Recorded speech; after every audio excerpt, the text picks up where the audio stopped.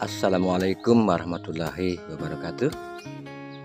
Salam bahagia, salam sejahtera buat teman-teman semuanya ya.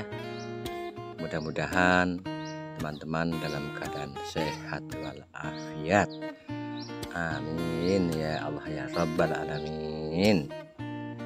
Sebelumnya saya ucapkan terima kasih ya kepada teman-teman yang sudah berkenan menonton video saya. Pada kesempatan kali ini saya ingin berbagi informasi tentang satu hama ya yang sangat merugikan,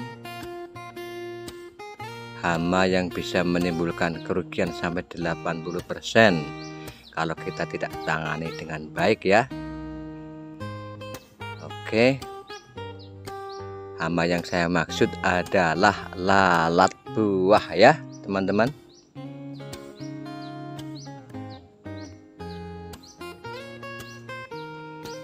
Di depan saya ini ya ada perangkap lalat buah. Ini hanya salah satu cara saja ya teman-teman untuk mengatasi lalat buah ya.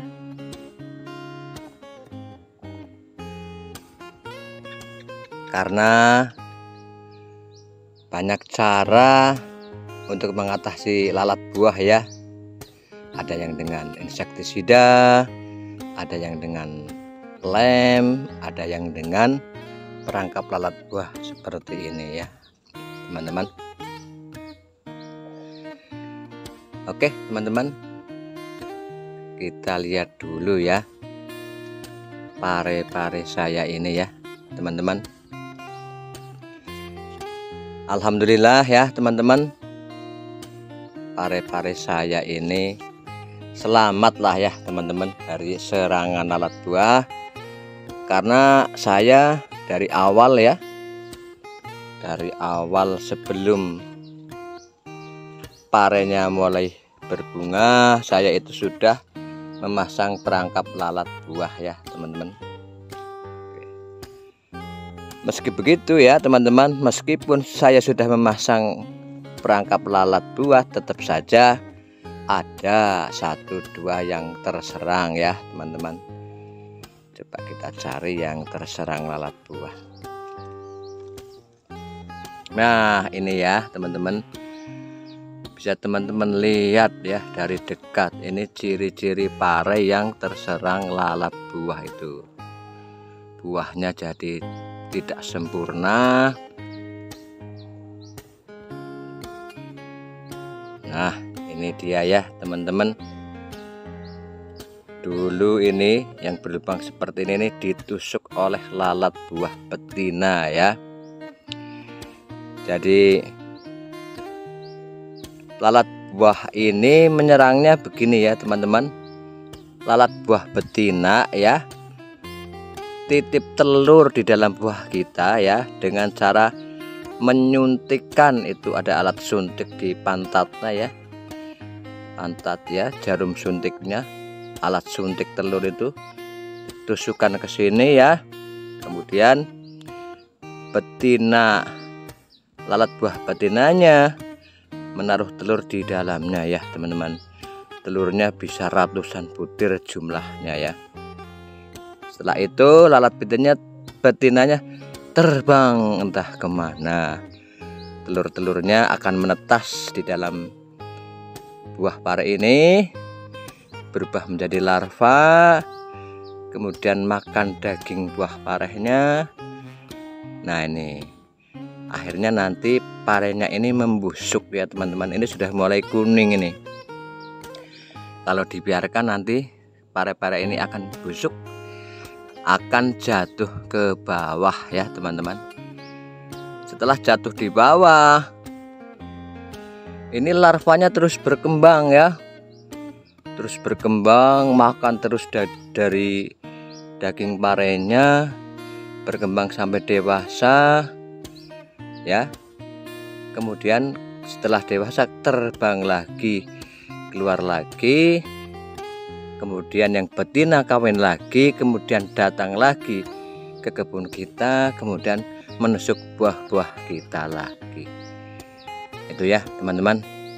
Jadi kalau kita Kalau tidak kita tangani dengan baik ya, kalau kita biarkan, maka bisa 80% buah-buah kita itu disuntik oleh lalat betina ya.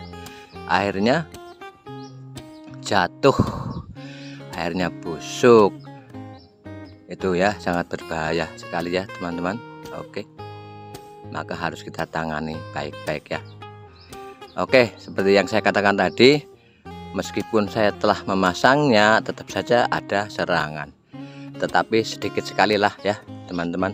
Itu serangannya ya tidak sampai 5% lah. Alhamdulillah tetap bisa panen gitu ya teman-teman semuanya ya. Oke, jadi kapan kita memasang perangkap lalat buahnya ya, tentunya teman-teman harus dari awal ya, sebelum mulai berbunga teman-teman itu sudah memasang perangkap lalat buahnya ya teman-teman.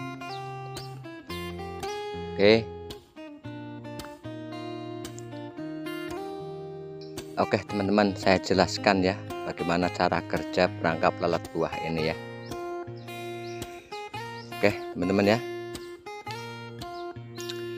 teman-teman bisa membuatnya dari botol apa saja lah ya teman-teman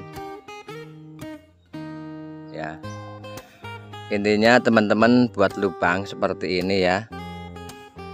Tuh, buat lubang seperti ini. Nih modelnya ya. Supaya apa? Supaya lalatnya masuk, terperangkap di dalam dan tidak bisa keluar ya. Oke teman-teman. Oke, itu di dalam ya. Ada itu. Ada lalatnya habis masuk tapi belum kecebur ke air itu. Jadi belum mati. Ini sedikit ya teman-teman, karena saya sudah memasangnya lama, jadi lalat-lalat yang masuk ke dalam itu ya makin sedikit gitu. Oke, perhatikan sekali lagi ya teman-teman, buat botol seperti ini ya. Tuh, lubangnya kanan dan kiri seperti ini ya teman-teman. Kemudian di dalam lubang sana, nah ini ya teman-teman ya, ini cotton bud yang saya bengkokkan itu. Di cotton budnya kita teteskan petrogenol ya teman-teman. Itu apa fungsinya petrogenol ini ya? Petrogenol ini sejenis aroma ya teman-teman, aroma yang menarik pejantan lalat buah masuk ke dalamnya tuh ya. Jadi yang masuk ke dalam botol ini semuanya adalah lalat jantan ya teman-teman. Nah, apa akibatnya? Karena para pejantan tangguh dari lalat buah ini masuk ke dalam perangkap, maka betina yang di luar tidak bisa kawin, begitu ya teman-teman. Karena tidak kawin, maka tidak menghasilkan telur. Dengan seperti itu, maka walaupun ada betina-betina lalat buah di luar sana, mereka tidak akan menyuntik pare-pare kita atau buah-buah kita ya. Jadi akan aman-aman saja. Loh Pak, tadi kok ada yang disuntik itu tadi parenya. Begini ya. Jadi dalam membuat perangkap lalat buah ini ya teman-teman, kita harus betul-betul memastikan lalat setelah masuk itu tidak bisa keluar ya teman-teman. Karena setelah lalat pejantannya masuk ya, apalagi kalau sudah sempat makan petrogenol, lalat pejantan ini akan semakin perkasa ya. Jadi kalau lalat jantan ini bisa keluar dari sini, maka dia akan kawin di luar sana dengan banyak betina ya. Jadi teman-teman betul-betul perhatikan. Kalau hanya sekedar dilubangi misalkan itu misalkan pakai besi panas, lubangnya bulat apalagi besar ya, setelah lalatnya masuk nanti akan bisa keluar lagi ya. Oke, kita lanjutkan ya teman-teman. Sekali lagi, kalau teman-teman bercocok tanam, menanam pare misalnya, menanam cabai misalnya, harus selalu siap sedia perangkap lalat buahnya ya. Itu seperti itu. Karena lalat buah itu suka sekali menusuk pare, menusuk cabai, menusuk jambu biji, menusuk mentimun dan tanaman-tanaman yang lainnya. Begitu ya teman-teman.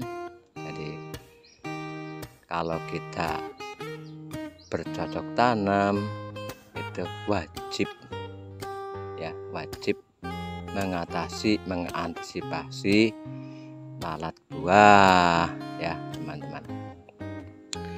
Oh ya teman-teman, kenapa sih saya lebih menyukai yang seperti ini ya? Karena perangkap lalat buah kan bermacam-macam ya teman-teman. Ada yang menggunakan lem ya, tuh ada juga yang menggunakan insektisida, itu ada juga yang menggunakan bau-bauan yang kuat ya teman-teman. Kenapa saya lebih menyukai seperti ini ya? Karena ini menurut saya sangat praktis ya teman-teman. Ini ya teman-teman, seminggu sekali harus rajin ya. Itu harus rajin membuang airnya. Ini sudah termasuk agak terlambat, agak sedikit keruh ini. Tuh. Setiap minggu paling tidak ya, botol ini dibersihkan, ini petrogenolnya ini diambil dulu, kemudian dikocok kuat-kuat supaya lalat buah yang masih ada di dalam itu mati. Itu baru dibuka botolnya, baru diganti airnya dengan air yang baru, kemudian petrogenolnya kalau baunya sudah hilang ya ditambahin. Itu ya, mudah itu. Lah kalau pakai perekat misalkan kan, kalau harus cuci-cuci kan susah juga teman-teman ya itu. Kemudian kalau pakai insektisida ya teman-teman, permasalahannya kan lalat buah ini ya teman-teman itu jarang standby di lahan ya teman-teman. Itu saya pun hampir tidak pernah melihatnya. Itu dia misalkan merambat di daun atau merambat di buah, saya hampir tidak pernah melihatnya. Melihatnya ya tahu-tahu sudah masuk ke dalam botol ini ya. Nah kalau kita menggunakan insektisida kontak misalnya ya teman-teman, lah kan otomatis kita harus melihat lalat buahnya dulu baru kita semprot. Nah kan seperti itu. Kalau nggak ada lalat buahnya yang terlihat kita semprot kan ya apa, kita hanya boros saja, buang-buang insektisida kan ya teman-teman. Nah itu alasan saya menggunakan botol ini ya teman-teman. Kemudian ada juga yang menggunakan aroma yang kuat, itu juga ya, itu enggak bisa keluar ya teman-teman. Itu dia mencoba keluar tapi tidak bisa. Itu ada yang menggunakan insektisida dengan aroma yang kuat. Saya juga pernah menggunakannya dulu, tapi masalahnya apa teman-teman, aromanya yang sangat kuat itu jujur saja membuat saya tidak nyaman ya ketika berada di kebun. Tuh, dia mencoba keluar tapi tidak bisa ya. Lah masalahnya lagi ketika mau dipanen, kita semprot dengan insektisida yang aromanya kuat. Nah bau opah semprotnya masih melekat di pare yang kita panen. Itu juga membuat jadi pertanyaan lah, Yang mau beli takut karena masih berobat, takut blok keracunan obat. Itu ya teman-teman. Maka saya lebih suka menggunakan perangkap yang seperti ini ya teman-teman. Nanti bagaimana cara membuat perangkap lalat buahnya, insya Allah akan saya buatkan yang lebih detail ya di video berikutnya. Oke ya teman-teman, sementara kita sambil melihat dari dekat ya yang namanya tanaman pare.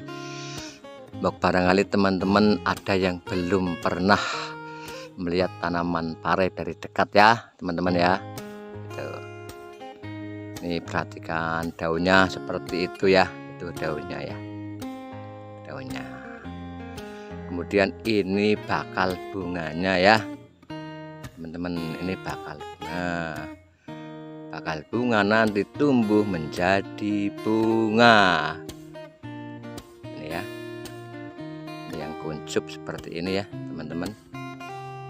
Setelah kuncup dia akan menjadi bunga seperti ini ya. Bunganya cantik sekali ya teman-teman, indah sekali bunganya. Setelah berbunga, ketika terjadi penyerbukan maka akan menjadi bakal buah ya.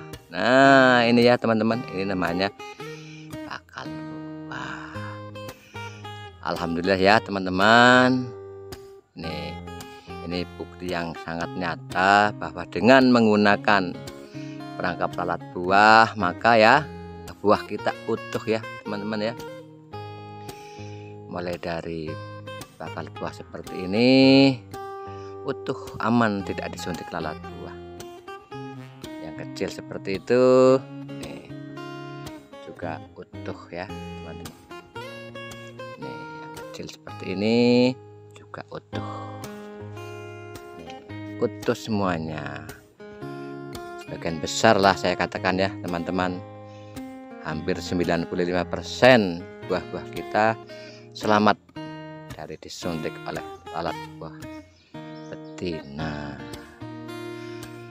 Oke, begitu saja ya teman-teman video kali ini ya teman-teman ya. Mudah-mudahan video ini ada manfaatnya. Saya akan sangat berterima kasih ya jika teman-teman merasa video ini bermanfaat. Monggo silahkan teman-teman untuk subscribe, komen, like, dan share video ini ya. Saya akan sangat berterima kasih. Percaya saja teman-teman, subscribe, like, share, dan komen adalah perbuatan baik, dan Allah sudah berjanji barang siapa berbuat baik maka balasannya pasti kebaikan dari Allah ya. Entah apa balasan dari Allah ya teman-teman kepada teman-teman semuanya, tinggal diamati dalam kehidupan teman-teman. Oke, sampai jumpa di video berikutnya ya teman-teman. Sekali lagi terima kasih. Wassalamualaikum warahmatullahi wabarakatuh.